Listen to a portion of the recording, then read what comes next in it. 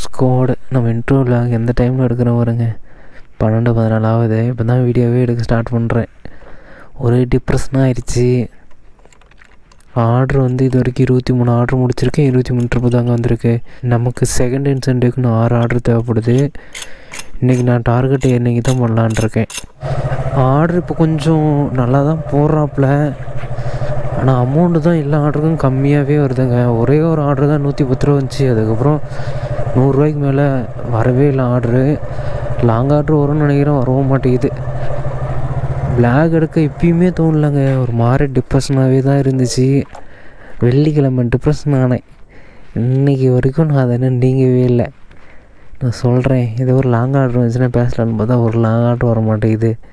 வர order amount எல்லாம் பாருங்க 30, 40, 45 இப்படியே தான் வருது. என்ன அமௌண்ட் இது? சரி, A few moments later. நமக்கு இன்னும் 4 ஆர்டர் தேவைப்படுதுங்க. 2 ஆர்டர் மல்டி ஆர்டர் போட்டாங்க. அந்த ஆர்டர் போய் கொடுத்துட்டு வந்துட்டேன். டைம் வந்து இப்போது 1:15 ஆகுது. ஏதோ ஒரு லாங் ஆர்டர் வரும்னு சொல்லி பார்க்குறேன், வரவே மாட்டேங்குது. லாங் ஆர்டர் வந்தால் பிளாக் எடுக்கலான்னு பார்த்தேன். 3 மணிக்கு தான் வீட்டுக்கு விடுவான்னு நினைக்கிறேன். இப்போ தான் ஏதோ ஒரு சின்ன லாங் ஆர்டர் வந்திருக்கு. குரோம்பேட்டிலேருந்து சேலூர் வரைக்கும் 82 ரூபா. சர்ஜி போனஸ் அதில் வந்து 20 ரூபா. இப்போ அமௌண்ட் எவ்வளோ? 62 ரூபாவா? டெலிவரி பண்ணோட தான் தெரியும் எவ்வளோ அமௌண்ட் வருதுன்ட்டு. இந்த மொபைல் இங்கே இருக்கும் வியூவை வந்து காவாசி மறைக்குதுங்க. டக்குன்னு போய் இந்த ஆர்டர் டெலிவரி பண்ண ஆச்சு ரிட்டர்ன் அட்ராச்சும் போடுவோம். நான் வேறு லேட் பண்ணிட்டே இருக்கேங்க. நமக்கு இன்னும் 2 ட்ரிப்பு தான் தேவைப்படுது. இந்த ஆர்டர் 2 ட்ரிப்பு வருமானு தெரியல. நம்ம ஏற்கனவே ஒரு லாங்கு போயிருக்கோம். இருந்தாலும் டவுட்டு தான். கேமரா மாட்டுறது தான் கொஞ்சம் லேட் ஆயிடுச்சு. என்னாச்சுன்னா போன வாரம் ஃபுல் டே வேலைக்கு போகலாம், ப்ராஃபிட் அமௌண்ட்டு ஒரு 10,000 பக்கமாக எடுக்கலாம், நம்மளோட ஏர்னிங்ஸுக்கு வந்து யூஸ் ஆகும்ல அப்படின்னு சொல்லிட்டு தான் நினச்சேன். விளாக்லாம் அந்தந்த டேயில் இதெல்லாம் எடுக்கணும் அப்படின்னு சொல்லி சூஸ் பண்ணிட்டேன். அதுவும் நல்லபடியாக தான் நடந்துச்சு. வெள்ளிக்கிழமை என்ன ஆயிடுச்சுன்னா ஒரு ஆர்டர் எடுத்துகிட்டு சேலூர் பக்கம் போனேங்க. சும்மா லைட்டாக போயிட்டு முடக்கு திரும்பினேன். பேக் இருந்துச்சு. நான் பிரேக் போட்டேன். பிரேக் போட்டு கிளச்சு தாங்க விட்டேன். வண்டி செயின் பிஞ்சா எப்படி சவுண்டு வரும் அது மாதிரி சவுண்டு கேட்டுச்சு. அதுக்கப்புறம் வண்டி ஸ்டார்ட் பண்ணுறேன். ஸ்டார்ட்டே ஆகலை. வலிக்கிட்டு போகுது. செல்ஃபும் வலிக்கிட்டு போகுது, கிக்கரும் வலிக்கிட்டு போகுது. அப்புறம் நினச்சேன், சரி ஓகே ஹெட்டு செயின் பிஞ்சு போச்சு போல் அப்படின்னு நினச்சிட்டு அங்கே இருக்கிற கடையில் நான் ஒன்று ஏறி போகிறேன். இப்போ பார்க்க முடியாதுன்றான். ஒரு 10 கடை பக்கமாக ஏறி இருப்பேங்க, பார்க்கவே முடியாதுன்றான். அதுக்கப்புறம் நான் வந்துட்டு ஆஃப் பண்ணிட்டேன் ஸ்விக்கியை. அதுக்கு முன்னாடி நாள் தான் நான் வந்து 2,300 ரூபா பக்கமாக எடுத்திருந்தேன். அப்புறம் 24 ஹவர்ஸ் நான் ஸ்டாப் ஒர்க்கிங்கில் வந்து 2,500 பக்கமாக எடுத்தேன். வாரத்தில் ஒரு நாளாச்சும் ஒரு 2,500 பக்கமாக எடுத்துட்டேன்னா அதுக்கடுத்து வர நாளில் வந்து 2,000 எடுக்கிறது கொஞ்சம் ஈஸியாக இருக்கும், அமௌண்ட்டு அதிகமாக வர மாதிரி. அதை நினச்சிட்டு தான் நானும் நல்லபடியாக டெலிவரி பண்ணேன். பார்த்தா 4 மணி நேரத்தில் 9 ஆர்டர் முடிச்சிட்டாங்க. ஏன்னா அந்தளவுக்கு ஆர்டர் அதிகமாக வந்துச்சு. அப்புறம் வண்டி வேறு இப்படி ஆகிப்போச்சா, ஒரே கவலையாக போயிடுச்சு. இன்னும் 1 ஹவர் டைம் இருக்குல்ல, 1 ஹவர் ஆஃப் பண்ணிக்கலாம்ல, எப்படியும் ஒன்று சரி பண்ணலான்னு பார்த்தேன். டைம் போனது தான் மிச்சம். யாருமே சரி பண்ண மாட்டேன்ட்டாங்க. ஏன்னா அது பொங்கல் டைமில் வெள்ளிக்கிழமை. நான் திங்கக்கிழமை கொண்டு வாப்பா, இல்லைன்னா திங்கக்கிழமை வரைக்கும் வெயிட் பண்ணப்பா, வண்டி வேணா இங்கே விட்டு போவா அப்படின்னாங்களா.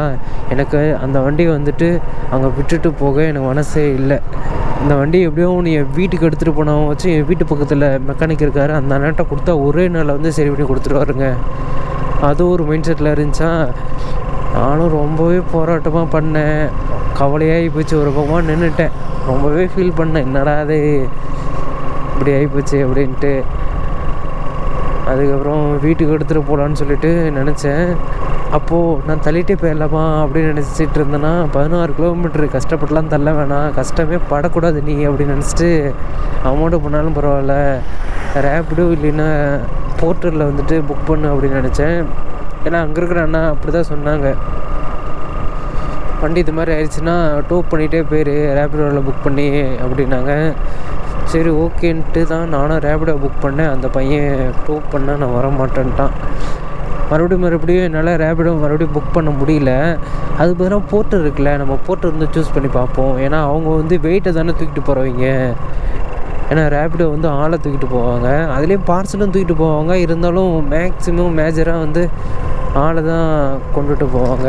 போர்ட்டர் புக் பண்ணேன். அந்த அண்ணன் வந்தார். இது மாதிரி இஷ்யூ சொன்னேன். பொருள்லாம் எதுவும் இல்லைண்ணா, என் வண்டியை தான் டோப் பண்ணணும், நான் இது மாதிரி ஸ்விக்கி தான் ஓட்டுறேன், எனக்கு இது மாதிரி நடந்துருச்சுன்னு சொல்லி சொன்னேன். அப்போ அந்த அண்ணன் அங்கேருந்து என் ரூம் வரைக்குமே டோ பண்ணி விட்டாருங்க. மொத்தம் 16 கிலோமீட்டர் வந்துச்சு. 180 ரூபா பக்கமாக தான் வந்துச்சு. 16 கிலோமீட்டருக்கு வெறும் 180 ரூபா போடுறாங்க போர்ட்டரில். ரொம்பவே கம்மிங்க. எனக்கு காமிச்சது அவ்வளோதான் காமிச்சிது. அந்த பையனுக்கு எவ்வளோ காமிச்சது எனக்கு தெரில. வீட்டுக்கு வந்து ஒரு வாட்டி நான் 300 ரூபா கொடுத்தேன். 300 ரூபா கொடுத்த உடனே அந்த பையனுக்கு மூஞ்சில் வந்து ஒரே ஹாப்பி. ஏன்னா நம்ம வந்து அந்த ஃபீல்டில் இருந்திருக்கோம். சேலையிலிருந்து நம்ம வீட்டுக்கு வர வரைக்கும் தான் அந்த 180 ரூபா அமௌண்ட்டு. ரிட்டன் வந்து அவன் தாம்பரம் போகணும். தாம்பரம் போகணுன்னாவே 10-12 கிலோமீட்டர் வரும். அவனோட கை காசு போட்டு தான் பெட்ரோல் அடித்து போகணும். நம்ம அந்த ஃபீல்டில் இருந்திருக்க முடியல அப்படின்னு சொல்லிட்டு தான் எனக்கு இருந்தாலும் எக்ஸ்ட்ராவே கொடுக்கலான்னு சொல்லிட்டு எக்ஸ்ட்ரா கொடுத்துட்டேன். அது இன்னொன்று வந்து சேலையிலிருந்து பெருங்குளத்துறை வரைக்கும் கல் ரோடுங்க. அந்த இடத்துலலாம் டோ பண்ணது ரொம்பவே கஷ்டமாக இருக்கும். இருந்தாலும் அந்த பையன் டோ பண்ணி விட்டாங்க. ரொம்பவே கஷ்டமாயிடுச்சு. அடுத்த நாள் போனேன். அண்ணனை கேட்டால் அந்த அண்ணன் வந்து மாமியை வீட்டுக்கு போயிட்டாரு அப்படின்ட்டாங்க. ஐயோ அப்படின்னு நினச்சிட்டு எப்போ வருவாங்கன்னு எடுத்து திங்கக்கிழமை தான் வருவாங்கன்னு சொல்லி சொன்னாங்களா. 3 நாள் சும்மா தான் இருக்கணுமா, அப்போ போச்சா அப்படின்ட்டு ரொம்ப கவலையாயிட்டாங்க. பிளாக் எடுக்கவே தோணல எனக்கு. நினச்சி பாருங்களேன் எவ்வளோ கஷ்டமாக இருக்கும். இந்த வாரம் போனால் எப்படியோ ஒரு 10,000 எடுக்கலாம் ப்ராஃபிட்டாக அப்படின்னு நினச்சிட்டு போனேன் நான். இந்த 3 நாள் வேலைக்கு போய் 5,000 வந்துச்சு. அந்த 5,000 கொண்டு வந்து என் வண்டிக்கு சரி பண்ண தான் ஆச்சு. அப்போது அந்த வார சம்பளம் எனக்கு வந்து 0. வண்டி மட்டும் ப்ராப்ளம் வைக்காமல் இருந்தால் அந்த 3 நாள் வேலை செஞ்சுருப்பேன். எனக்கு ரவுண்டாக 10,000 வந்திருக்கும். 10,000 ப்ராஃபிட் எனக்கு வந்திருக்கும். இப்போ வண்டி ப்ராப்ளம் ஆனதுனால இப்போ வேலை செஞ்ச காசும் போயிடுச்சு. அதுக்கு அடுத்த நாள் வேலையை என்னால் செய்ய முடியல. அதனால ரொம்ப கவலையாயிருச்சு. ஏடா ஒவ்வொரு நாளும் இப்படியே வந்துகிட்டே இருக்காடா அப்படின்ட்டு. அதுக்கு முன்னாடி நாள் வந்து இக்னிஸும் எரிஞ்சு போச்சு. அதுக்கு முன்னாடி நாள் செல்ஃப் ஸ்டார்ட்டு ஒர்க் ஆகலை. நான் பொங்கல் டைம் வருது, வண்டி இந்த வாரத்தில் நின்றவே கூடாது, என்னென்ன மாற்றுறமோ எல்லாமே மாற்றிக்கலாம் அப்படின்னு சொல்லி செயின் டைட்டு, ஆயில் சேஞ்சு, மோட்டரும் அப்படியே சரி பண்ணிட்டு வந்துட்டேன். எல்லாமே பார்த்து வச்சுருந்தேன். பார்த்தா பொங்கல் டைமில் அப்படியே ஆயிடுச்சு. நான் ஒன்று நினச்சேன், இந்த நாள் அதுக்கப்புறம் கிடைக்காதில்ல, இந்த நாள் நெக்ஸ்ட்டு அடுத்த வருஷம் தான் கிடைக்கும் அப்படின்னு நினச்சிட்டு சரி விடு பார்த்துக்கலாம், எவ்வளோ கஷ்டப்படுத்திட்டோம். 1 கோடி டைம் தோற்றாலும் முயற்சி பண்ணிகிட்டே இருப்போம்னு நினச்சிட்டேன். விட்டுட்டேங்க. கஸ்டமர் லொக்கேஷன் வந்துட்டேன். இன்னும் ஒரு 1/2 கிலோமீட்டர் தான் இருக்குது. கால் பண்ணிடுவோமா இங்கேருந்தே. ஒரு கஸ்டமர் வரமாட்றாங்கங்க, ரொம்ப நேரம் ஆகிடுறாங்க. வந்துட்டேன். நீங்கள் மார்க் பண்ண லொக்கேஷன் தான் நான் வந்திருக்கேன்.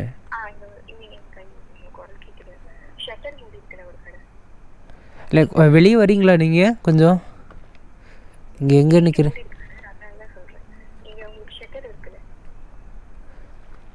ஆமாம். Okay okay. இது கால் யார் பண்ணிகிட்ருக்காங்க? நீங்கள் தான் பண்ணுறீங்களா?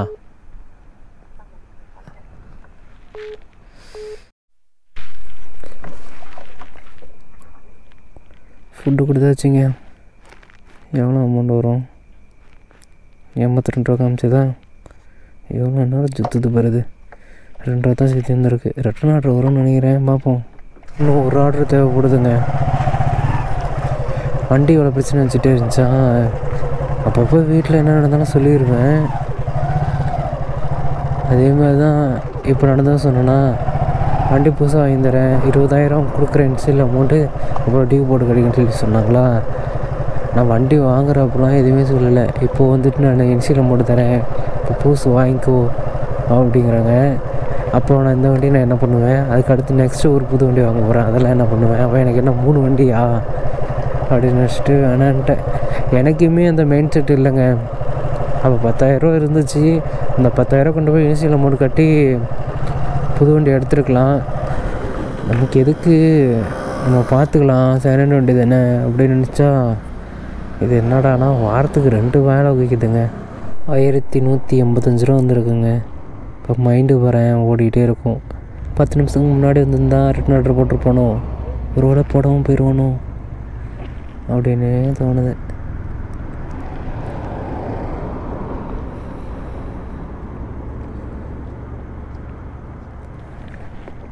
இந்த வேலைக்கு வந்தால் இப்படியெல்லாம் செலவு வைக்கும், அதேமாதிரி அமௌண்ட்டும் நம்ம நினச்ச மாதிரி அதிகமாகவே எடுக்கலாம் அப்படின்னு தெரிஞ்சது தான் நான் புது வண்டி எடுத்திருப்பேன். எனக்கு தெரியல, நம்ம 2,000 இங்கே சம்பாதிக்க போகிறோம், 1,000 ரூபா தான் சம்பாதிக்க போகிறோம் அப்படின்னு நினச்சேன். பார்த்தா நான் நினச்சதை விட எக்ஸ்பெக்ட் அளவுக்கு மேலேயே 2,000 ரூபா, 3,000 ரூபா, 2,500 ரூபா அப்ராக்சிமேட்டாக ஒரு நாளைக்கு வந்து 2300 2000 வந்துடுங்க கஷ்டப்பட்டு வேலை செஞ்சோம்னா. நான் கஷ்டப்பட்ட தயார் தானே, அமௌண்ட் வருமானு சொல்லிட்டு தான் எனக்கு இல்லை அந்த தாட்டே. அப்படி இருந்துச்சுன்னா கண்டிப்பாக அந்த 10,000 கொண்டு போய் நான் புது வண்டி வாங்கிட்டு வந்திருப்பேன் ஸ்விக்கிக்கு வசரம். சில பசங்களாம் வந்துட்டு ஸ்விக்கிக்கு வசரம் புது வண்டி தான் வாங்கி யூஸ் பண்ணிகிட்ருக்காங்க. அப்படியே வாங்கியிருப்பேன். என்ன இந்த வண்டிக்கு பிரச்சனைனா ஸ்பேர் பார்ட்ஸ் தான் கிடைக்கவே மாட்டேங்குது. இன்னும் 2 வருஷம் போனால் சுத்தமாக கிடைக்காது போல். இப்போ அதுதான் மன கஷ்டமாக இருக்குது. நான் நினச்ச மாதிரி 3 மணி ஆக்கிடுவான் போலங்க. 2:21 ஆகுது.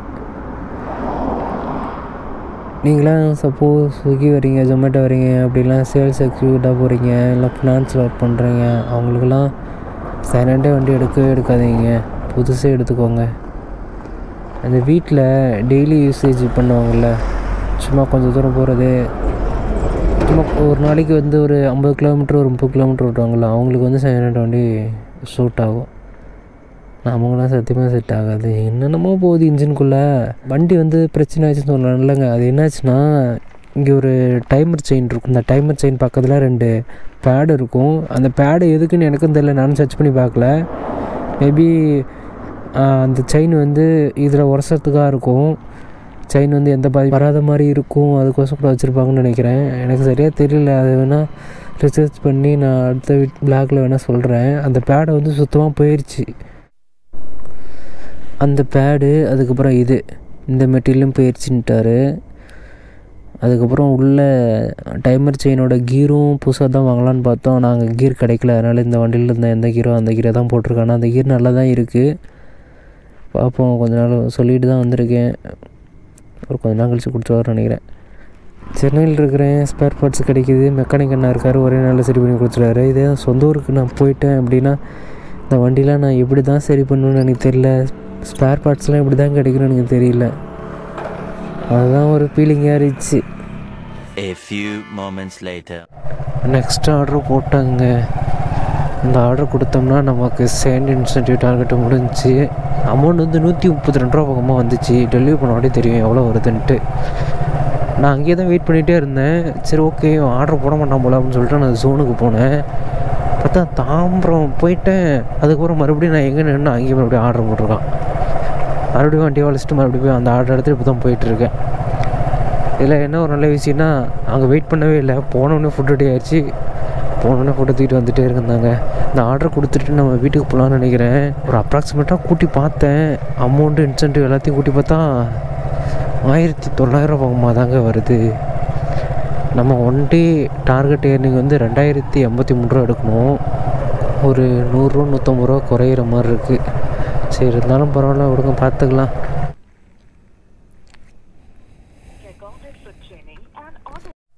டைமர் செயின் போனதில் என்ன இன்னொரு நல்ல விஷயம்னா, கிளட்ச் பிளேட்டையும் மாற்றிட்டேன். புதுசு கிளட்ச் பிளேட்டு தான் அமௌண்ட் அதிகமாக வந்துருச்சு. 2000 பக்கம் வந்துருச்சுங்க. நம்ம ஃபுட்டு கொடுத்துட்டோம். ரீச் லொகேஷன் கொடுக்காம பார்த்துருக்கோம்னா இந்த ஆர்டர் கொடுத்த உடனே ஆஃப் பண்ணிடலாங்க. 3 மணிக்கு மேலே பனி பெய்ய ஆரம்பிக்குது. 100 ரூபா அமௌண்ட்டை பார்த்தோன்னா அவ்வளோதான். எந்த பக்கம் நான் வந்தேன், எந்த பக்கம் வந்தேன் எனக்கே வந்து போச்சு. டே அப்போ 2 ட்ரிப்பு கொடுத்துருவான். கோ ஆஃப்லைன் போக மாட்டேங்குது. முடிஞ்சு 1317 ரூபா வந்திருக்கு. இன்சென்டிவ் 615 ரூபா. அப்போ 1932 ரூபா வருங்க அமௌண்ட்டு. திங்கள் டு வெள்ளி வரைக்கும் ஒரு மாதிரியும் சனி ஞாயிறு ஒரு மாதிரியும் போடுறான்னா எப்பறம் அப்படிலாம் போடுறான். அது ஒன்று. இன்னொன்று வந்து ஒரு பையனுக்கு 2 பேரும் ஈவனாக தான் வேலை செய்வோம். பார்த்தா அந்த பையன் 2000 2500 சம்பாதிப்பான். நான் வந்து 1200 1300 சம்பாதிப்பேன். எப்பறம் இப்படியே ஆகிட்டே இருக்குது அப்படின்னு சொல்லி பார்க்கும்போது இங்கே போட்டிருக்கு இல்லைங்க அமௌண்ட்டு 1317 ரூபாவா. இதில் கஸ்டமர் டிப்ஸும் மட்டும் கழிச்சிக்கலாம். கஸ்டமர் டிப்ஸு வந்து ஒரு 20 ரூபா.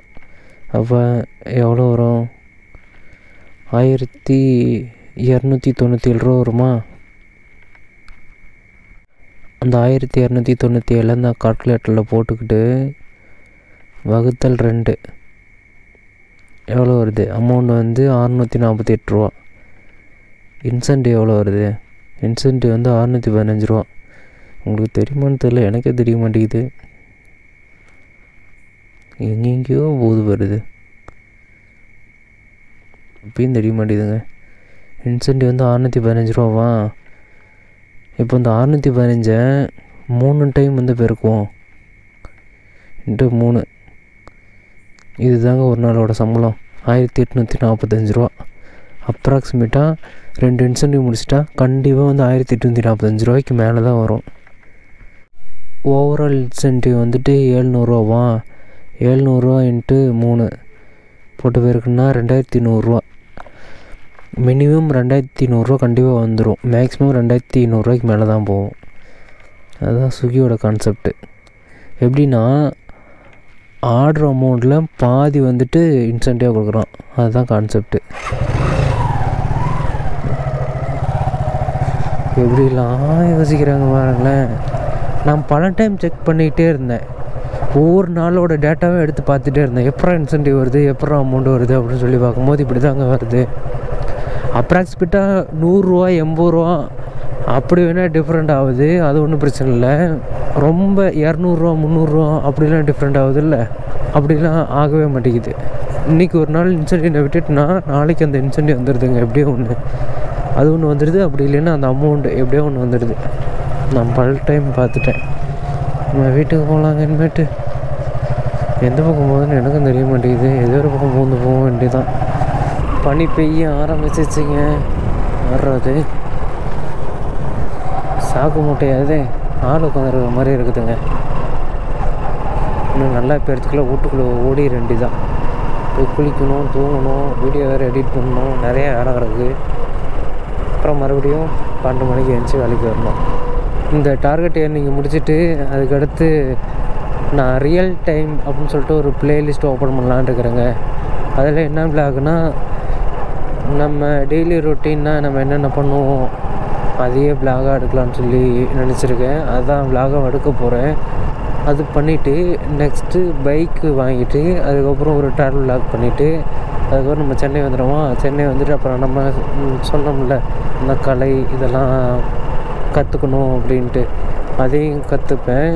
அதுக்கு மட்டும் தனி விளாகாக போடலாமான்னு நினைக்கிறேங்க. அதை யோசிச்சுட்ருக்கேன். அது 3 நாளைக்கு ஒரு டைம் போடலாமா இல்லை 2 நாளைக்கு ஒரு டைம் போடலாமா, அதை விளாகுன்னு போடலாமா, டே 1 டே 2ன்னு போடலாமா, அதை யோசிச்சுட்ருக்கேன். அது தீவிரமாக யோசிச்சுட்ருக்கேன். அது அந்த டைம் வரும்போது நான் சொல்கிறேங்க. பிப்ரவரியிலிருந்து மார்ச் வரைக்கும் நம்ம ஒரு சேலஞ்சு பண்ண போகிறோம். 1 லேக் சம்பாதிக்கணும். ஆனால் அதெல்லாம் வந்துட்டு யூடியூப்பில் வீடியோவெல்லாம் எடுத்து போட மாட்டேன். நான் லைஃப் டைம் விளாகாகவே நான் கன்வெர்ட் பண்ணிக்கிறேங்க. எனக்கு நான் பர்சனலாக பண்ணணுங்க. சேலஞ்சிங்கே எடுத்து பண்ணணும். டெய்லியும் 18 மணி நேரம் வேலை செய்யணும். வேலைக்கு வந்தோம்னா 2வது இன்சென்டிவ் டார்கெட்டை முடிக்கணும். அப்படி தான் நினச்சிட்ருக்கேன். அதெல்லாம் ஒரு சின்ன சின்ன ரெஸ்ட்ரிக்ஷன் இருக்குது, அதெல்லாம் கண்டிப்பாக ஃபாலோ பண்ணணும் அப்படின்ட்டு. இப்போதைக்கு என் சேனல் மறுபடியும் பழையபடியே வந்துட்டால் நல்லாயிருக்கும்னு நினைக்கிறேன். அது வந்துட்டு ரொம்பவே பெரிய விஷயங்க. நான் துளி கூட எக்ஸ்பெக்ட் பண்ணவே இல்லை சேனல் இப்படி ஆகும் அப்படின்ட்டு. எத்துலையோன்னு இருக்குது, என்ன சட்னியே இருக்கும். இந்த டிஸ்க் பேட் வேறு போயிடுச்சு. சை முடியலடா சாமி. இது வாங்கினதுலேருந்து இப்போ வரைக்கும் பின்னாடி பிரேக்கு ஷூ மட்டும் நான் மாற்றினதே இல்லைங்க. பேடு இது வரைக்கும் 5-6 டைம் மாற்றிருப்பேன் நான். நாளைக்கு போய் பேடு மாற்றிடலாமான்ருக்கிறேன். இல்லைன்னா பிளேட்டு போயிடும் அப்படியே. 4 காயில் வேறு செஞ்சுதா புதுசாக வருதுப்பா கம்மிங்கில். வீட்டுக்கு ஆடு எசைஞ்சு போகிறதுக்குள்ளே 4 மணி ஆயிரும் போல். சரி ஓகேங்க, இந்த வீடியோ இதோட பண்ணிக்கிறேன்.